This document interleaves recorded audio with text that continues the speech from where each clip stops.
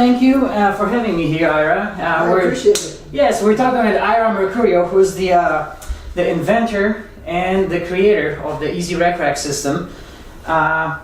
Please tell us, for those of us that are maybe not familiar with the product, what is it exactly? Well, it's a device that helps you load kayaks or any accessories on top of a roof of a vehicle. Okay. Plain and simple. It was started out as a necessity by myself. I needed something to load my kayak, and it's kind of led us to this point. Yeah, I was going to ask you actually, what started you? Why the water sports? What got you into the fishing and the kayaks? Well, how did that come along? Boredom? No, I started out wanting to do something different. You know, I used to fish years ago. I used to charter, and then moved here to Indianapolis, and of course it's kind of landlocked, so kayaks make sense.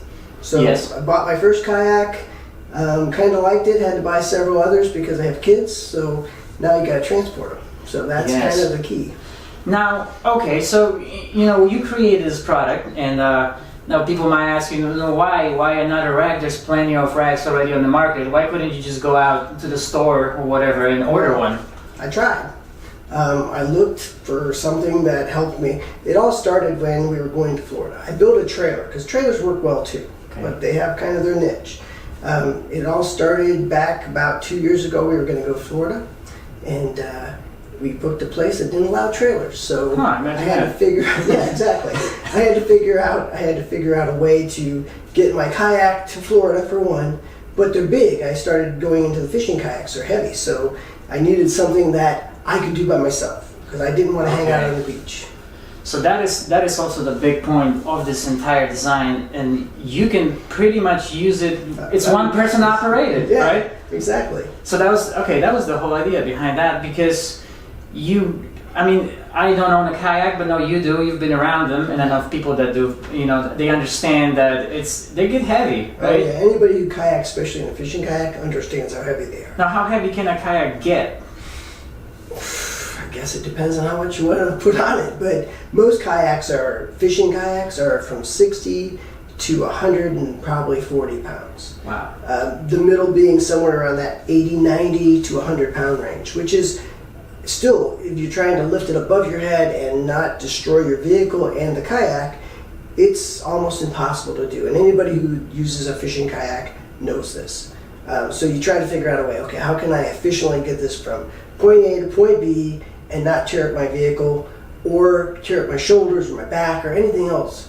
The reason I did it is I wanted to be able to go and not have to ask anybody to help me load my kayak and unload my kayak. Yes. And I had an idea in my head I thought would work, so I just started building it. See, that was my question. Next question is, which iteration of the idea is this? Because I know it probably started. How many different models did you go through before you reached this? Well, where we are now? In my head or in real life? I think there's too much going on in your head. Let's stick to the real, tangible. All right. So the first one I did was I had a Toyota FJ. So we were going to go to Quebec, and I wanted to take kayaks. So the FJ is very tall. So I made a loader that hooked to the back of the rack that it had rollers and you could roll up on it and then climb up and strap, which I did, and it worked fine, but it was so specific to that vehicle. Well, I sold that vehicle, so I didn't have it anymore. Had the trailer, which worked fine, most circumstances. Yeah. But except in Florida. Except for exactly. So like I said, I've been thinking about this for a while, and I made one. Well, when I made that one, I'm like, I need to make something that you don't have to climb up on top to strap. You can strap it before it goes up, because that's another pain. You got to climb on top of your vehicle, throw straps across, and anybody who does this knows that those buckles, when they hit your window, they're going to break it. Oh, So anyway, that's really how all of this came. I wanted to have something that was easy to load. You could strap it down, and then you had to be able to quickly remove it so you could get into a garage without having all that gear up on top of your car. Okay, so all of those things were in my head. So I'm guessing this is the culmination of the easy rack, the easy bit, right? This is what we're focusing on. Okay, perfect. So, all right, now the question is, you know, it's still a machine that you have to use. You know, it's physical, but there is an advantage that you built in almost. I mean, it's just physics. Exactly. The advantage is kayaks are long. So if you have a pivot point that's not at the very nose and somewhere not center but close to center, you eliminate the weight the person feels. So because of kayaks, now other cargo luggage would be different, but kayaks, they have counterweight. So the longer your kayak, the easier it is to load. Oh, okay. So the more pivot and the more weight you have on the nose, the less the back feels. It's like a teeter-totter. So I believe you have a video on your YouTube channel already about the Easy Rack Advantage, and it was, I believe it was an 87-pound kayak that when loaded and lifted, you were only lifting 32, 5 pounds. And it depends on where the kayak sits on the rack. Okay. But the higher you can get it, the farther the nose is over the pivot point, the less weight you feel. So you just everybody's got to find their own little spot that's sweet for them, that's comfortable, that they can get the kayak onto the rack and strap it in, and really, most kayaks, for most people, would be very doable. And another question we get a lot from the customers and people that already are enjoying the Easy Rack system, and I can see it in the comments. People say, I have a Toyota, I have an FG Cruiser, I have a pickup truck. Will it fit my? What do you need to start with? You have to start with a set of crossbars. So whether they're factory, Thule, Yakima, it doesn't really matter as long as you have a set of crossbars. Even trucks with ladder racks can attach this rack to those. So once you attach it, it becomes fixed to the vehicle, and really that's all you have to do to put it on, is you just attach it to those racks. The rest of it's pre-built. So once you attach it to your crossbars, whether they're square, round, or flat, doesn't really matter. The bracket will kind of accommodate all of them. Okay. You attach it, and then the rack just loads. It's like kind of like a big drawer that you slide your kayak on and slide in. Now, just like a drawer, I'm glad you mentioned this. Just like a drawer, you can take it out of its tracks, right? And just put it away in storage. Yeah, once it comes all the way out to it's fully extended, it's able to lift straight up and come out of the rack, so you can hang kind of the bulk of it on your garage wall, and then the bare part that's just like the base stays on your car. You can go through a car wash. It doesn't really matter. Low profile, right? I've had one on it's all powder coated aluminum, so it doesn't rust. So winter's not going to affect it. The salt air is going to have a limited effect on it. Salt will tear anything, but powder coated aluminum is probably the best you got.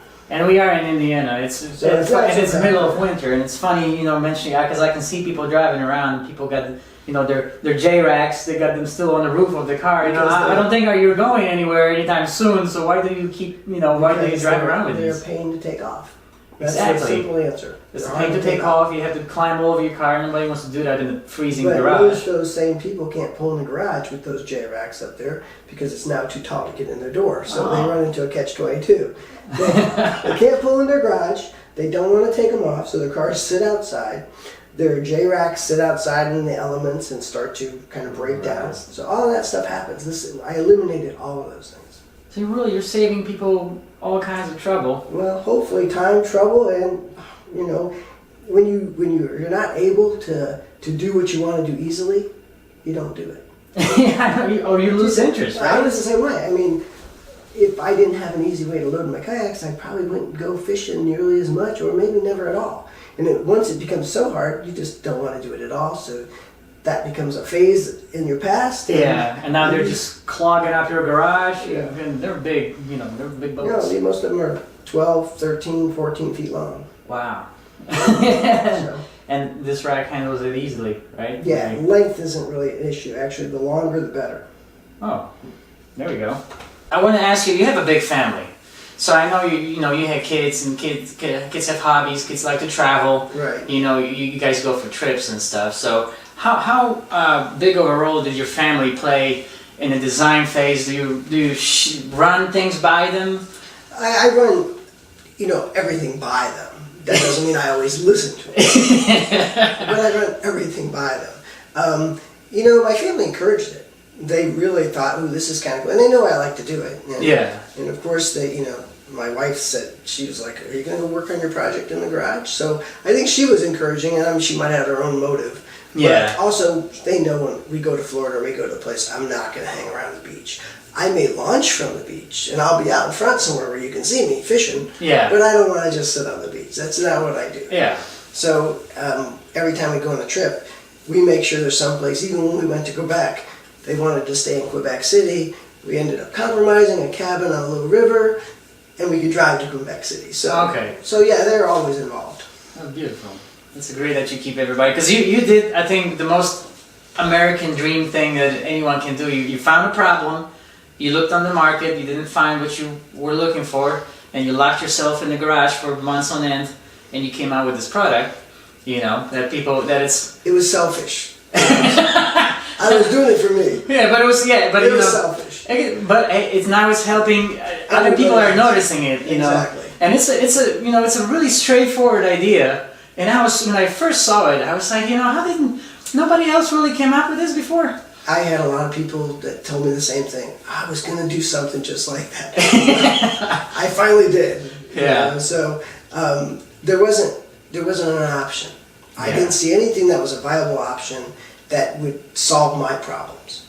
Okay. So that's kind of that is exactly. And you do now have a patent for this as well, right? I do. Yep. And I believe the design of the rack keeps evolving kind of as we go. Of course, just like anything. So I figure out, I could have made this a little better, this a little better. So it's probably had 3 evolutions so far, and I got a couple more in the pipeline I've been thinking about, but we won't talk about that. Okay, it's a secret project for next interview, for the next update. What kind of feedback have you been receiving from customers? I know we've been receiving a lot of messages, and mostly questions, but everything's been really positive. Okay. There's always some negative people out there. Oh yeah. There's one, there's some people who say, I can build it out of PVC pipe. Well, you go. You could, it just won't work. Yeah. It just won't work. Yeah. So most of it's been real positive. A lot of women, honestly. They don't want to ask for help, and they need help, and this kind of solves that problem for them too. And I've noticed elderly people. We had some, people that still want to stay active. Well, yeah, and they're smarter, so they know they don't want to get hurt. Exactly. Yes. They don't want to hurt their bodies. Or mess up their vehicle, or exactly. There's a lot of young people, and I would probably be the same way if I was in my 20s or 30s. So I can do that. Yeah. And I could. Yeah. But eventually, you start realizing, I can do it, but should I? Yes. Do I need to? Do I want to be comfortable, or do I want to make this, possibly, And I've had people ask about the price point, and because I designed something hopefully never to fail, it's expensive. I mean, it's all made out of aluminum, so it won't rot. It's the hardware I use is the best, and it's something that should last for a long time. Yes. But those kind of things are more expensive than the stuff that you throw away in a year. Yeah. And I really didn't want to throw mine away in a year, and I don't expect anybody else to invest that kind of money and have to worry about throwing it out and finding something better. So it does cost a little more. Built to last. But most things that are good too.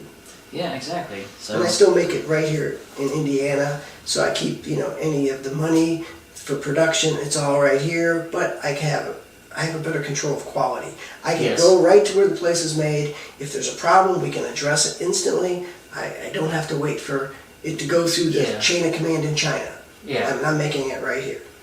Perfect. So staying, the idea was born here and it is made here. Right. And so far it's staying. Are you gonna eventually expand into the markets outside of the United States? Because I know we had a question from a gentleman from Spain. Right. You get a lot of questions, and you got to start somewhere. Yes. Well, I'm starting here, but would I like to go global? Of course I would. That may be like phase 4. Yes, exactly. Let's take it easy. Let's build it up. Let's build the base. Right. So you got to start, and I don't want to sacrifice quality or kind of personal attention. People actually call me right on my cell phone. I talk to every one of them. Every single rack up to right now, I put together myself. Because I know I can control the quality, and I know what's going out because I built it. Wow. So, will I be able to do that forever? I hope not. Right now I can.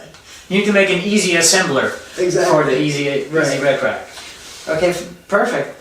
Man, circling back to the how easy it is to use the rack. You have a video when you just literally use one arm to do it. Right, I have several videos. Yeah. I'm not a weakling, so not everybody might be able to use one arm, but it just shows people, because nobody could do that without something.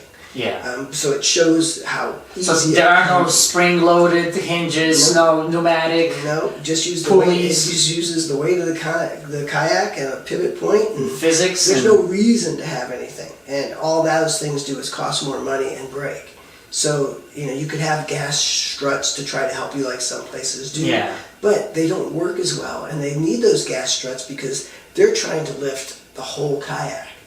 Where mine, you're only lifting part of it, because part of it's helping you because it's over. Yes. And the other part of it's like having a set of hands up there 2/3 of the way up. So in reality, you have a friend helping you every time you load it. It's just not a real person. And as soon as you level out, it just starts sliding in, so you right. kind of So locks you bring in. it up to level, you go straight in, you put one pin in, it locks it all together in place. For kayaks, you still want to tie a bow line for sure, because you don't want the nose catching the bow, but that's really all you'd have to do. For other things like bikes, you don't have to do anything because they're already attached. You just slide them up, put the pin in, they're locked, go on your way, and then when you get to where you're going, you slide them up, take them off. That's what I was going to ask also. It comes... you just have the little T-bars, let's call them crossbars. Right. It comes with its own set of crossbars. And then if somebody already, I take the J-Racks or whatever, the turtle shell off my card already, I already purchased it. Do I have to, go buy some new attachment, or is it gonna... No, I purposely made it so it will adapt to what's already currently on the market. I wouldn't want to have something come out and I have all these, let's say, Yakima bike stuff, or Thule this, or Malone this. I wouldn't want to have to repurchase those. So I purposely made it so it'll adapt to those things that are currently there. So all you really have to do is buy the rack. You don't have to replace all of your current stuff you have. It'll work right on my rack just like it does your own crossbars. That's sounds like a well thought out plan. Well, I thought about it. I'm not sure how well, but I thought about it. You gave it a lot of time, I can tell. Exactly. Well, thank you so much for having me here. No problem. I appreciate it. Pleasure talking with you. And for all the people watching at home, if you want to find out more about the racks, we have a website. Yep, it's easyrecreationalracks.com. But if you type in just Easy Rec Racks, you'll find it. Yeah, Google us. We have Facebook. We have an Instagram. Hashtag EasyRack, EasyRack Racks, EasyRack Family. I mean, we are out there. You can find us. As you can call Ira on his cell phone and he'll talk to you. And I'll build one just for you. Custom design, custom fitted and made just for you. Thank you so much, Ira. Thanks for having me. It was my pleasure. Great talking with you, and we'll see you all later.